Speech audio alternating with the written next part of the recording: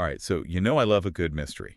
And this time, we've got a real head-scratcher. Oh, yeah. Yeah, these excerpts you sent me on pyramid power, originally written in Arabic. It's like ancient Egypt meets modern science with a dash of the unexplained thrown in for good measure. That's putting it lightly, isn't it? It's a fascinating blend of history and physics and even a touch of, fringe science. Right. Like how much of this is rooted in actual evidence? Exactly. Versus, just wild speculation. It's going to be fun to sift through it all. Yeah, like a deep dive into the heart of the pyramid mystery. I like that. So the excerpts start off by diving right into ancient Egyptian beliefs. Suggesting that pyramids were way more than just tombs. More than just tombs. Like they hint at this potential connection to energy. Yeah, and one of the first things that jumps out at me is this concept of tepzepi. Tepzepi? Yeah, which translates to first time. First time. It refers to a period in Egyptian history where supposedly this civilization existed with incredibly advanced knowledge. So, like, are they saying that the ancient Egyptians were familiar with, right, maybe inherited or rediscovered knowledge from this even older civilization? That's one interpretation. Okay. And it kind of feeds into this whole idea that pyramids were built with a deeper understanding of energy than we give them credit for. It's wild to think about. Oh, absolutely. Like, we're talking about a civilization that could move massive stones with precision. Yeah. And create these intricate structures that seem to align with celestial events. Yeah, absolutely. What else were they capable of? Well, the text even mentions something called the King's Stone. The King's Stone? Yeah, it's this mysterious pyramid-shaped object. A pyramid within a pyramid? Yeah, it was supposed to be located somewhere within the pyramid structure. So, like, what was its purpose? Well, that's the mystery. Okay. The text gets kind of vague on the specifics. Okay.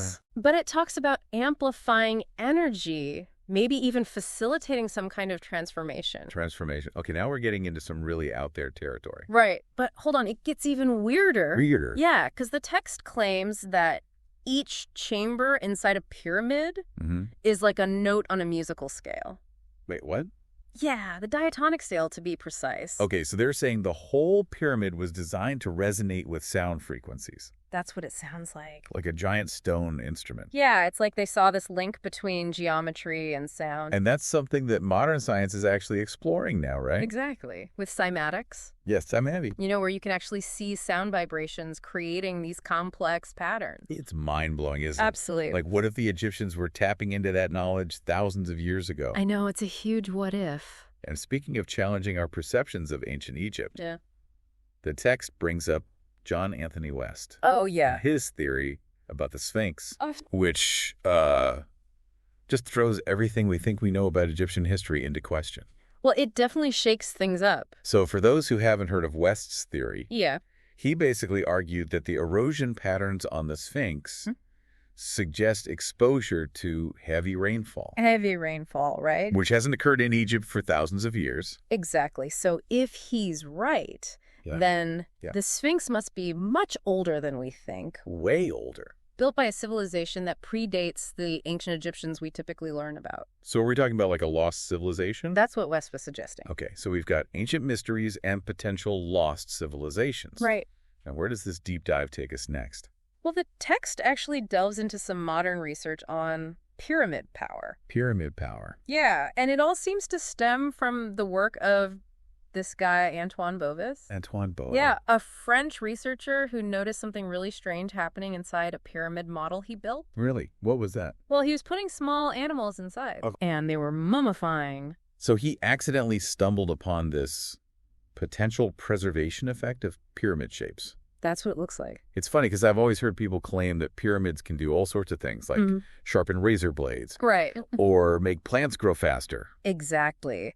And Bovis's observations, Yeah. while not exactly conclusive, Right. sparked this wave of experimentation. People wanted to see if there was something special about the pyramid shape itself. Exactly. So were there any researchers who took a more scientific approach to this? Oh, absolutely. Like not just putting random stuff under pyramids and seeing what happens? Well, the text mentions these guys, Joe Parr and Dan Davidson. Okay. They went deeper. Deeper? Yeah, looking at how pyramids interact with electromagnetic fields. Okay, so they were trying to measure and quantify what was going on inside and around these pyramid pyramid structures. Exactly. Using scientific instruments and stuff. Yeah, they're using oscilloscopes and magnetometers, all that good stuff. And what do they find? Well, their research was often met with a lot of skepticism. Of course. But it suggested that pyramids might be able to harness or manipulate electromagnetic energy in some way. Interesting. It's definitely intriguing. Okay, so we're seeing a pattern emerge here. Uh-huh. Ancient texts hinting at energy manipulation. Right. Modern experiments with some intriguing results. Yeah. And this underlying theme of electromagnetic fields. It's all connected somehow. So where does this deep dive take us next?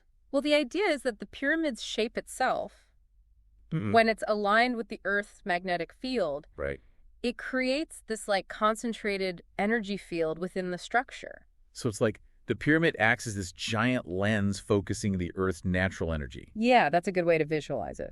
Okay, and the text mentions this concept of shape power. Shape power. Like the idea that certain geometric forms can actually influence energy fields. Yeah. And even matter itself. That's the theory anyway. It's pretty mind-blowing to think about. It is. It's not just about what a pyramid is made of. Right. But the shape itself has this inherent power. Exactly. And this is where the text brings up Patrick Flanagan. Oh, yeah, Patrick Flanagan. He spent years researching this whole pyramid energy thing. I've heard of him. Yeah. Didn't he claim that pyramids could do everything from boost meditation to purify water? He did. He was a real fascinating guy. Yeah. Like a prolific inventor and researcher. Right. He experimented with everything from building these pyramid generators. Pyramid generators. Yeah, these small pyramid-shaped devices that supposedly concentrated energy. Okay. To exploring how pyramid energy could actually structure water. Hold on. Structure water. What does that even mean? Well, essentially it means changing the arrangement of water molecules. Okay. Potentially influencing its properties. Flanagan believed that pyramid energy could create this more ordered hexagonal structure in water. Interesting. Similar to what's found in natural spring water. So maybe he was onto something. Or maybe he was just a little bit eccentric. It's hard to say for sure. Right. But what I'm really curious about is this connection the text makes between pyramid energy and the human body. The human body. Specifically brainwave frequency. Brainwave frequency. Alpha, beta, theta, delta. All those different brainwave patterns. Yeah, those brainwave patterns that are associated with different states of consciousness. Right. It's a pretty intriguing idea. It is. Like the text suggests that the frequencies generated within a pyramid might actually resonate with our own brainwaves. Right. Potentially influencing our mental and even physical states. Exactly. It even mentions this phenomenon called the frequency following response. Ah, the frequency following response. Now, remind me, what exactly is that again? Well, it's basically the tendency for brainwave activity to synchronize with external rhythms. External rhythms. Like sound or light pulses. I see. So imagine if those external rhythms were being generated by a pyramid structure. Whoa, that's pretty trippy.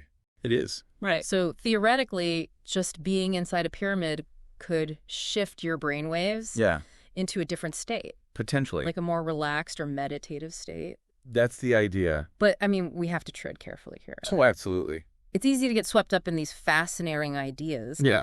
But we need to remember the importance of scientific rigor. Right. We can't just take these claims at face value. Right. It's important to separate the genuine scientific inquiry from the pseudoscience. The pseudoscience, for sure. Which leads us to the next section. Conflicting viewpoints and skepticism. Okay. Not everyone buys into this whole pyramid power thing. Right. And for good reason. And for good reason. The scientific community, for the most part, remains pretty skeptical. Yeah, they're looking for evidence. Hard evidence. Exactly. And there's just a lack of robust, peer-reviewed research to support a lot of these claims. Right. The text specifically mentions the Giza Pyramid Research Association. Yeah. Which seems to be pretty adamant that there's no evidence. No solid evidence. Of any mystical energies or healing powers coming from the pyramids. Right. They're saying, show me the data. Show me the data. Don't just tell me anecdotes. Yeah. They want to see controlled studies using modern scientific methods. So basically, they're not ruling out the possibility. Right. But they're saying we need more rigorous investigation. Exactly. So while the theories are fascinating, we need to be cautious. Always a good idea.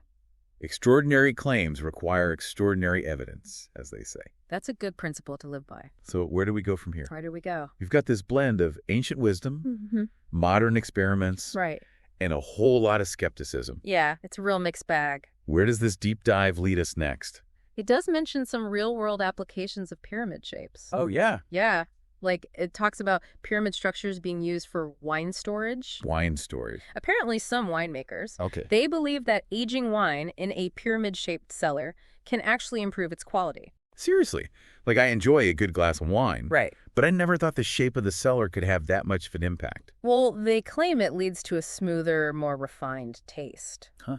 Interesting. It's worth exploring. Okay, and the text also mentions this Russian scientist, Alexander Golod, Oh, yeah, Gulad. who went all in on pyramid research. He did. He built a series of large pyramids in Russia, Large pyramids. some over 140 feet tall. Wow, that's taller than the Statue of Liberty. It is, and they're constructed from fiberglass. Fiberglass pyramids. That's a serious commitment to pyramid power. It is. What kind of research is he doing with these giant pyramids? Well, he claims they have all sorts of beneficial effects, Like what? like boosting the immune system, Okay. increasing crop yields. Really? He even suggests they can neutralize electromagnetic radiation. Neutralize electromagnetic radiation. Yeah. Okay, that sounds pretty incredible. Right. But I imagine his work has been met with a fair amount of skepticism. You're right. His research hasn't been rigorously peer-reviewed or widely accepted within the scientific community. Yeah, it sounds a bit out there. It does. But it does raise some interesting questions. For sure. Like, what if we entertain the possibility, even for a moment, that pyramid shapes do interact with energy fields in some way? Yeah. What are the implications? Right. Where does it go from there? Could this go beyond wine cellars and fiberglass pyramids? Well, some researchers believe Yeah. that if we can really understand and harness this potential pyramid power, Yeah. it could lead to some major breakthroughs Breakthroughs in what? in areas like energy generation, Energy generation. communication, technology, even medicine. So we're talking about potentially revolutionizing entire fields of science Potentially. based on the shape of a pyramid. I know it sounds like science fiction, right? It does. But think about it throughout history. Yeah. What was once considered impossible Right. or fringe science Yeah. often becomes mainstream. You've got a point. Look at how much our understanding of the universe has changed. Exactly. In the past century alone. It's incredible, isn't it? It really is. It's mind-boggling to think what the future might hold. Oh, absolutely. I mean, who knows? Maybe we'll all be living in pyramid-shaped houses someday. Harnessing that pyramid power. Yeah. Charging our phones with pyramid-shaped devices. Why not? The possibilities are endless.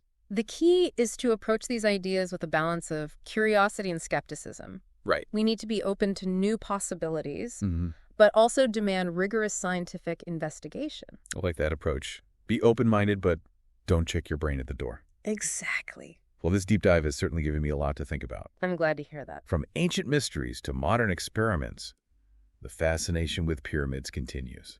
It does. What stands out to you the most from all of this? I think what strikes me is how this simple geometric shape Mm-hmm. has captivated human imagination for centuries. Right. Across cultures and throughout history, Yeah. pyramids have been associated with power mystery, the unknown. It seems we're still trying to unlock their secrets. It makes you look at those ancient structures. Yeah. And even the pyramid on the back of a dollar bill in a whole new light. Right. Maybe there's more to these shapes than meets the eye. Maybe there is. Thanks for taking this deep dive with me. My pleasure. It's always a fascinating journey exploring these intriguing corners of knowledge. I couldn't agree more. Until next time, keep those questions coming.